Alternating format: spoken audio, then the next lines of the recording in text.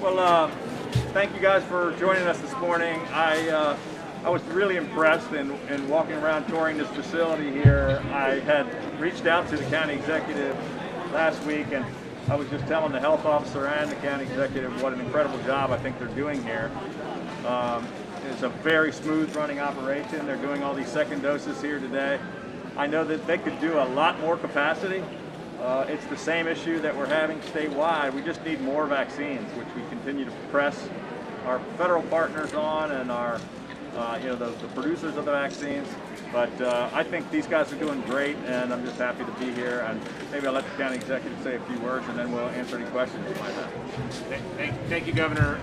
Just to echo the governor's point, we're very proud of what we've built here in Baltimore County. I want to thank the governor for reaching out and to express his interest in all the good work that's happening here under the leadership of Dr. Branch, Stella Leister, and so many others in the health department and across Baltimore County government. We in local government and in state government are at the end of the supply chain, so we are doing all that we can to prepare ourselves for when those doses open up. We're ready to administer them safely, effectively, and so again, I want to thank the governor for his communication with us, his willingness to fight for more vaccines here, and for his partnership. Really, again, proud of what we're doing. We are making great progress in this fight. There's light at the end of the tunnel, but we've got a long way to go still. So, Governor, thank you again for your partnership, and then turn it over for questions. Yes. Dr. Branch, you want to say anything? He's the guy that really's been doing all the work. I'd like to take this opportunity to thank the governor and thank the county executive for all of their leadership. We are here to serve you. And whatever it is that we need to do for the constituents, not only of Baltimore County, but for the state, we're here to serve you. So it's just kind of an honor and a blessing just to be here on today, to be able to do all of what we do. Thank you. I'll just say we've now got 2,236 vaccination sites. We're providing vaccines all across the state, including the 24 health departments. But I haven't seen one as well organized or well thought out as the one that we walked through today. And you can see, if you talk to any of the folks here, it's a process they're pretty happy with. Our big issue is we just need more vaccines, and they can dramatically increase the volume here at this facility. We can dramatically increase the volume all across the state at all of our partner providers, and that's what we're all working towards. We're building this infrastructure so that when they manufacture and allocate and get us those vaccines, then we're ready to really ramp things up. But I'm pleased today we're right at about 700,000 vaccines administered. About 82% of first doses are all completed. The rest of them are mostly scheduled. We just are pushing to get more. Governor, has anyone given you from the federal government a timeline or when we can expect more vaccine? No, all of the governors have been pressing to get a little more clarity, but I think everybody's trying to figure this out. How fast can they ramp up the production of the vaccines? There's only 2 manufacturers at this point. The encouraging news is that I'm going later today to Emergent Biosolutions that is manufacturing a 3rd vaccine for Johnson & Johnson right here in Baltimore. And they submitted for their EUA at the FDA. I imagine by the end of this month that should be approved. And they have millions of doses ready to be delivered the next day. So that's one part of the solution. They're doing everything they can to ramp up Pfizer and Moderna. They haven't given us any commitments. I mean, we've been slowly ratcheting up. We're trying to get a commitment in advance of how many vaccines we get. They told us this morning that they're going to work towards hopefully giving us a 2-week notice rather than a 1-week notice, which is a backtrack from what they said last week on 3 weeks. But we're all in this together, and it's going to take a partnership, the federal, state, and local governments, along with our private sector partners, hospitals, and pharmacies. Governor, I just wanted to ask, so you've seen this, I know you're doing 2,000 a day here, and I know you can do more. Any thought that this could be a mass vac site for the state? Well, it really is a mass vac site, and they're doing, right now they don't have enough to keep this thing running. They got a great machine without any fuel, so we got to get them some more vaccines, but we'd love to work together with them. And I mean, it's a mass vac site for Baltimore County, but if when we get unlimited supply of vaccines, if they're willing to, then we'd love to partner up with them on making it an additional mass vac site.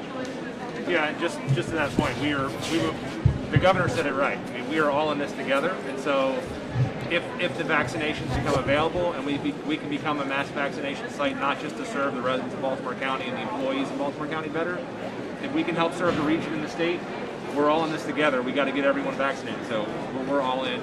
And again, we appreciate the governor's willingness to partner with us. How successful has it been with getting teachers vaccinated? How successful has it been with getting teachers vaccinated? We have been doing very well at this particular time. The health office has been told to give 100 doses to our education per week. We have clearly vaccinated over 5,000 of our teachers in Baltimore County. That's private and public school at this time. What we're waiting for at this time is additional vaccines. I just want everyone to know we're doing 2,000 vaccines today, but that's 2,000 vaccines in 4 hours. That's not a whole full day, it's only 4 hours. And you can see how quickly people will be able to get through. So that means that we're probably doing about 500 an hour right now as you see this. So obviously we can ramp up and do a lot more. I'm sorry, Jeff. Governor, I'm sorry. How concerned are you about the variant?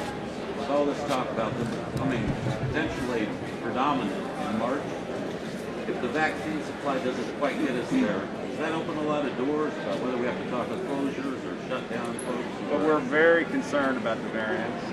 We have meetings every day talking about this.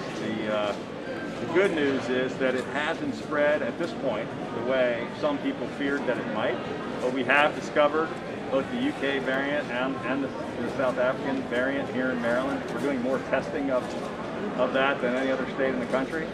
But it's not widespread, but we have seen limited community spread, so we're worried about it. It's what keeps me awake at night. I mean, basically, this is a race between vaccines and variants, and that's why we're so desperate to get more supply of vaccines into more arms, and so we can get people in a safer position before these variants potentially could spread. Can we have you do last question? Sure. I've heard from some people who heard that crucial federal agencies like NIH and the FDA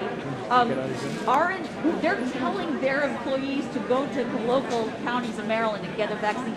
Have you discussed with the federal government about the Fed supplying those federal installations? As a matter of fact, we've been talking about that for about 6 weeks.